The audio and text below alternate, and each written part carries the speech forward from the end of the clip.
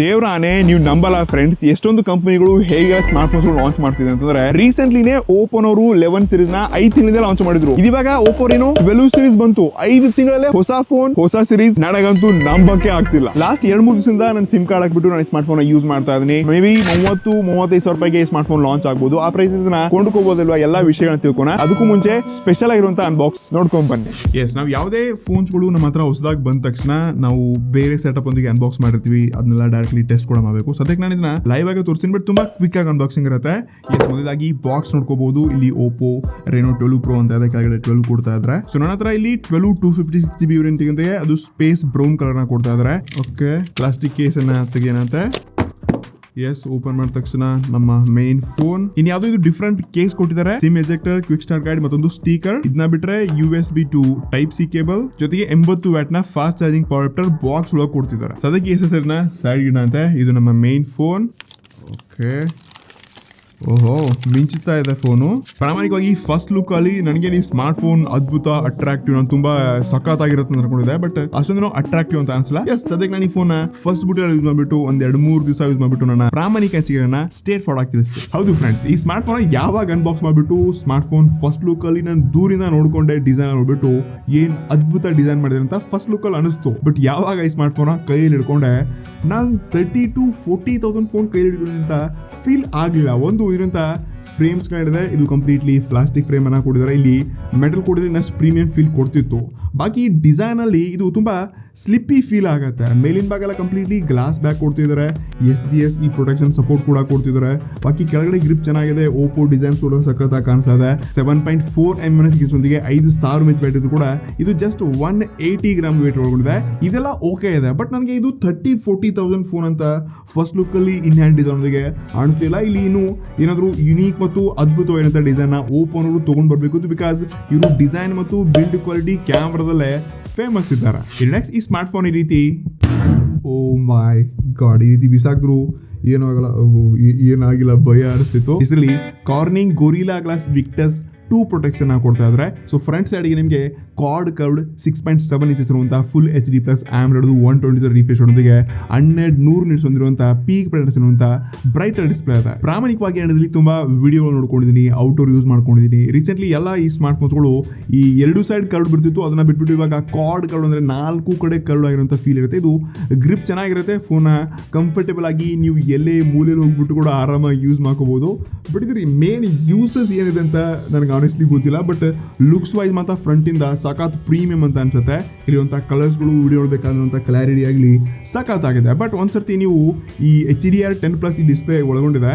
But ಕೆಲವೊಂದು ಫೋನ್ಸ್ಗಳಲ್ಲಿ HDR10+ ಇದ್ರೂ ಕೂಡ ಸಪೋರ್ಟ್ ಆಗ್ತಿಲ್ಲ, ಗ್ಲಿಚಸ್ ಆಗ್ತಾ ಇದೆ. ಕೆಲವೊಂದು ಟೈಮ್ ಬಗ್ಸ್ಗಳು ಲೈಕ್ ಈ ರೀತಿ ವಿಡಿಯೋ ನೋಡಬೇಕಾದ್ರೆ ಗ್ಲಿಚ್ ಫೀಲ್ ಆಗುತ್ತೆ. ಸೊ ಇಂಥ ಪ್ರಾಬ್ಲಮ್ಸ್ಗಳು ರೀಸೆಂಟ್ ಫೋನ್ಸ್ಗಳು ಆಗ್ತದೆ. ಹೋಪ್ಫುಲಿ ನಾನು ಇದರಲ್ಲಿ ಟೆಸ್ಟ್ ಮಾಡಿದ್ದೀನಿ, ನನಗೆ ಈ ಪ್ರಾಬ್ಲಮ್ಸ್ ಯಾವುದ್ರೂ ಆಗಲಿಲ್ಲ. ಇದರಲ್ಲಿ HDR10+ ಕೂಡ ಸಖತ್ತಾಗಿ ಕೆಲಸ ಮಾಡ್ತಿದೆ. ಇದಂತ ಡಿಸ್ಪ್ಲೇ ಕ್ವಾಲಿಟಿ ಮಾತ್ರ ಸಖತ್ ಅಂದ್ರೆ ಸಖತ್ ಇಷ್ಟ ಆಯಿತು.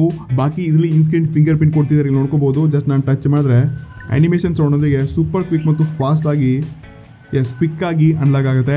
ಬಾಕಿ ಇದರಲ್ಲಿ ಡುವಲ್ ಸ್ಟೀರಿಯೋ ಸ್ಪೀಕರ್ಸ್ಗಳಿದೆ. ಸೊ ಒಂದ್ಸರ್ತಿ ಆಡಿಯೋ ತೋರಿಸ್ತೀನಿ, ಕೇಳಿಸ್ಕೊಳ್ಳಿ.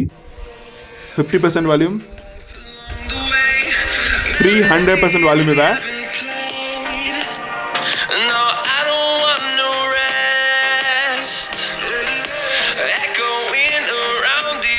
ಟ್ರಸ್ಟ್ ಮೀ, ಈ ಪ್ರೈಸ್ ರೇಂಜಲ್ಲಿ ನನಗೆ ಆಡಿಯೋ ಕ್ವಾಲಿಟಿಯಲ್ಲಿ ಯಾವುದೇ ಇಶ್ಯೂ ಇಲ್ಲ. ಇಲ್ಲಿ ಡುವಲ್ ಸ್ಟೀರಿಯೋ ಸ್ಪೀಕರ್ಸ್ಗಳು ಕೊಡ್ತಿದ್ದಾರೆ.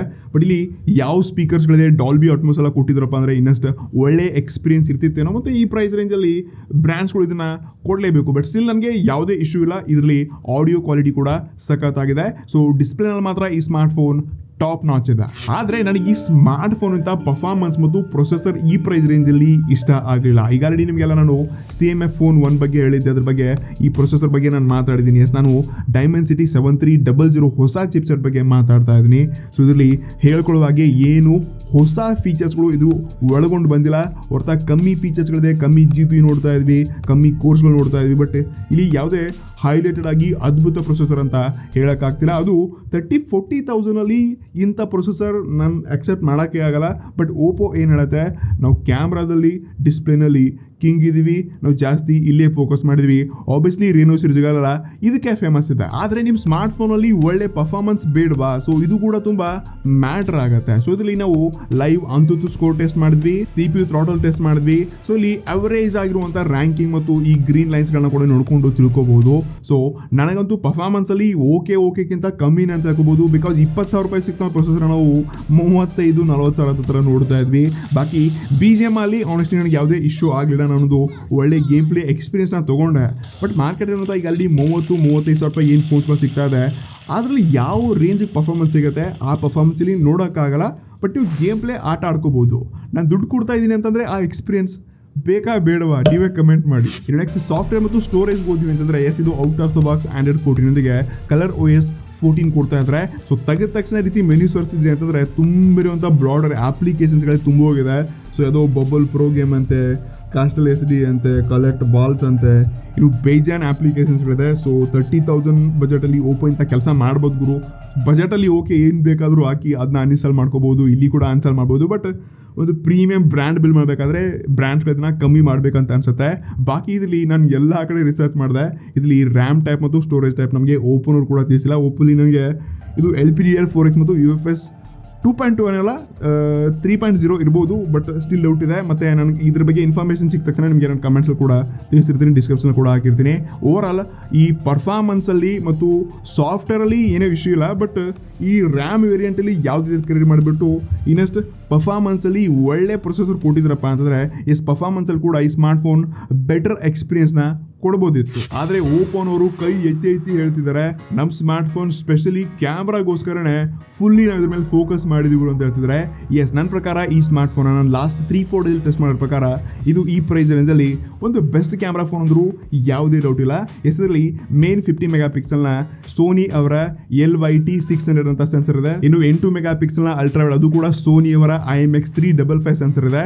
ಬಾಕಿ 50 ಮೆಗಾ ಪಿಕ್ಸೆಲ್ನ ಮತ್ತೊಂದು ಟೆಲಿಫೋಟೋ ಲೆನ್ಸ್ ಇದೆ, ಅದು ಸ್ಯಾಮ್ಸಂಗ್ ಅವರ S5KJNS ಅಂತ ಒಂದು ಹೊಸ ಸೆನ್ಸರ್ನ ಆಡ್ ಮಾಡಲಾಗಿದೆ. ಇನ್ನು ಫ್ರಂಟ್ ಅಲ್ಲಿ ಕೂಡ ಸೇಮ್ 50 ಮೆಗಾ ಪಿಕ್ಸೆಲ್ ಇದೆ, ಸ್ಯಾಮ್ಸಂಗ್ ಅವರ ಸೆನ್ಸರ್ನ ಹಾಕಿದ್ದಾರೆ. ಸೊ ಕ್ಯಾಮ್ರಾದಲ್ಲಿ ಮಾತ್ರ ಈ ಟಾಪ್ ನಾಚ್ ಎಕ್ಸ್ಪೀರಿಯನ್ಸ್ ನಾನು ಪಡ್ಕೊಂಡಿದ್ದೀನಿ.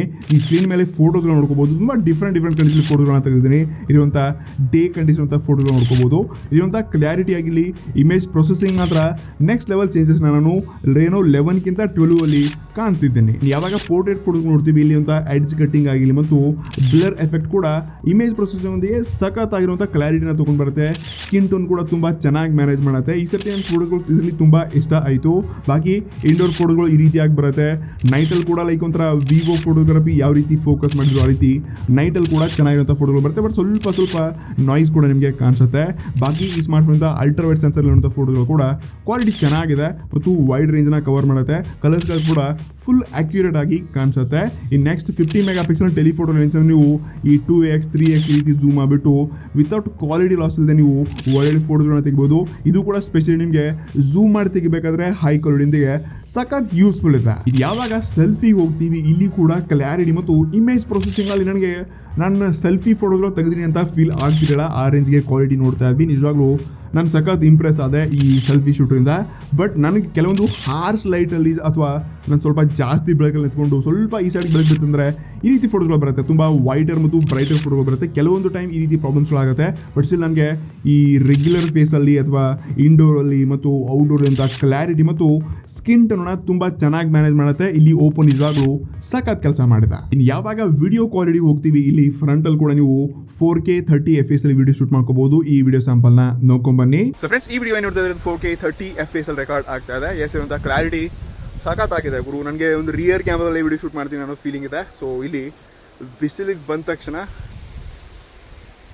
ಏನು ಚೇಂಜಸ್ ಅನ್ನಿಸ್ತಾನೆ ಇಲ್ಲ. ಅಷ್ಟೊಂದು ಕಲರ್ ಕರೆಕ್ಷನ್ ಸಖತ್ತಾಗಿದೆ. ಸೊ ಡಿಫ್ರೆನ್ಸ್ ನೀವು ಬೆಳಕಿಗೆ ಬಂದ ತಕ್ಷಣ ಏನೂ ಇಶ್ಯೂ ಇಲ್ಲ. ಮತ್ತು ಬಾಕಿ ಸ್ಟೆಬಲೈಸೇಷನ್ ಮೂವ್ಮೆಂಟ್ಸ್ಗಳು ಮತ್ತು ಎಷ್ಟೊಂದು ವೈಡಾಗಿ ಕವರ್ ಮಾಡ್ತಾ ಇದೆ ನೋಡ್ಕೋಬಹುದು. ಇಲ್ಲಿ ರಿಯರ್ ಅಲ್ಲಿ ಯಾವ ರೀತಿ ಒಂದು ಈ 20-25 ಸಾವಿರ ಫೋನ್ಸಲ್ಲಿ ಕ್ವಾಲಿಟಿ ಇರ್ತೀವಿ ಅದೇ ರೀತಿ ಅಂತ ಫೀಲ್ ಇದೆ. ಕ್ಯಾಮ್ರಾ ಸಖತ್ತಾಗಿದೆ. ಇನ್ ರಿಯಲ್ ಕೂಡ ಸೇಮ್ ಅದೇ ಒಳ್ಳೆ ಸ್ಟೆಬಲೈಸೇಷನ್ ಜೊತೆಗೆ 4K 30 FPS ವಿಡಿಯೋ ಸ್ಯಾಂಪಲ್ನ ಇದನ್ನ ಕೂಡ ನೋಡ್ಕೊಂಡ್ ಬನ್ನಿ. ಇನ್ನು ಈ ವಿಡಿಯೋ ಏನು ಶೂಟ್ ಆಗ್ತಾ ಇದೆ, ಇದು ಕೂಡ 4K 30 FPS ಅಲ್ಲಿ ರೆಕಾರ್ಡ್ ಆಗ್ತದೆ. ಸೊ ಇದರಿಂದ ಕ್ಲಾರಿಟಿ ಕೂಡ ಸಖತ್ತಾಗಿದೆ. ಸ್ಕಿನ್ ಟೋನ್ ತುಂಬಾ ಚೆನ್ನಾಗಿ ಮ್ಯಾನೇಜ್ ಮಾಡುತ್ತೆ ಮತ್ತು ಫೋಕಸಿಂಗ್ ನೋಡ್ಕೋಬಹುದು. ಎಸ್ ಇಲ್ಲಿ ಇನ್ಸ್ಟೆಂಟ್ಲಿ ಫೋಕಸ್ ಕೂಡ ಆಗುತ್ತೆ. ಸೊ ಈ ಪ್ರೈಸ್ ರೇಂಜ್ ಅಲ್ಲಿ ಇದರಂತ ಕ್ಯಾಮ್ರಾ ಮತ್ತು ವಿಡಿಯೋ ಕ್ವಾಲಿಟಿ ಮಾತ್ರ ನೆಕ್ಸ್ಟ್ ಲೆವೆಲ್ ಇದೆ. ನನಗೆ ಇದರಂತ ಕ್ಯಾಮ್ರಾ ಮಾತ್ರ ಸಖತ್ ಇಷ್ಟ ಆಯ್ತು. ಓವರ್ ಆಲ್ ನಾನು ಸ್ಟ್ರೇಟ್ ಫಾರ್ವರ್ಡ್ ಹೇಳ್ಬೇಕಾದ್ರೆ ಇದು ಕ್ಯಾಮ್ರಾದಲ್ಲಿ ನಿಜವಾಗ್ಲೂ ಬೀಸ್ಟ್ ಅಂತಾನೆ ಕರಿಬಹುದು. ಇದರಂತ ಕ್ಲಾರಿಟಿ ಆಗಿರಲಿ, ಇಮೇಜ್ ಪ್ರೊಸೆಸಿಂಗ್ ಆಗಿರಲಿ, ಎಲ್ಲ ಒಳ್ಳೊಳ್ಳೆ ಸೆನ್ಸರ್ಸ್ನ ಕೊಡಿದ್ರೆ ಒಳ್ಳೆ ಕ್ವಾಲಿಟಿ ಇಮೇಜ್ ಪ್ರೊಸೆಸಿಂಗ್ ನೋಡ್ತಾ ಇದ್ವಿ, ಒಳ್ಳೆ ಕ್ವಾಲಿಟಿ ವಿಡಿಯೋಸ್ಗಳು ಬರ್ತಾ ಇದೆ.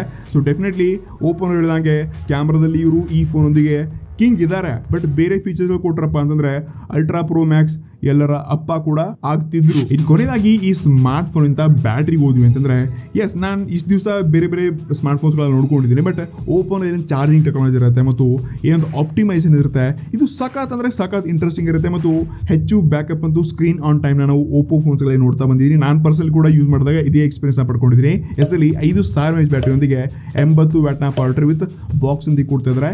ಸೊ ಈ ಸ್ಮಾರ್ಟ್ ಫೋನ್ ನೀವು 0 to 100% ಚಾರ್ಜ್ ಮಾಡಬೇಕಾದ್ರೆ ಜಸ್ಟ್ 46 ಮಿನಿಟ್ಸ್ ಇದ್ರೆ ಸಾಕು, ನಿಮ್ಮ ಸ್ಮಾರ್ಟ್ ಫೋನ್ ಫುಲ್ ಚಾರ್ಜ್ ಆಗುತ್ತೆ.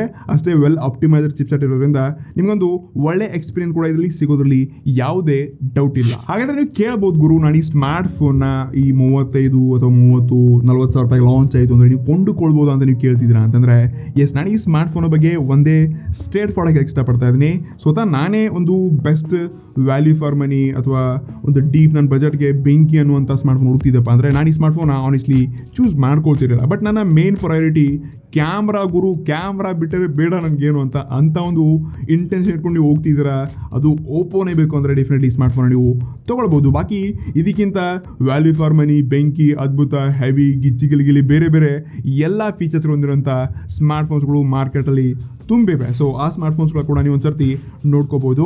ಸೊ ನಿಮಗೆ ಏನು ಅನ್ಸುತ್ತೆ ನಮ್ಮ ಪ್ರಾಮಾಣಿಕ ಅಥವಾ ಸ್ಟ್ರೇಟ್ ಫಾರ್ವರ್ಡ್ ಅನ್ಸಿಕೆ ಅಥವಾ ಈ ಸ್ಮಾರ್ಟ್ ಫೋನ್ನ ಬಗ್ಗೆ ಏನು ಅನ್ಸುತ್ತೆ ಕೆಳಗಡೆ ಕಮೆಂಟ್ಸ್ ತಿಳಿಸೋಕೆ ಮರಿಬಿಡಿ. ಸಿಗೋಂತೆ ಮುಂದಿಡಲಿ. Next one. ನಮಸ್ಕಾರ.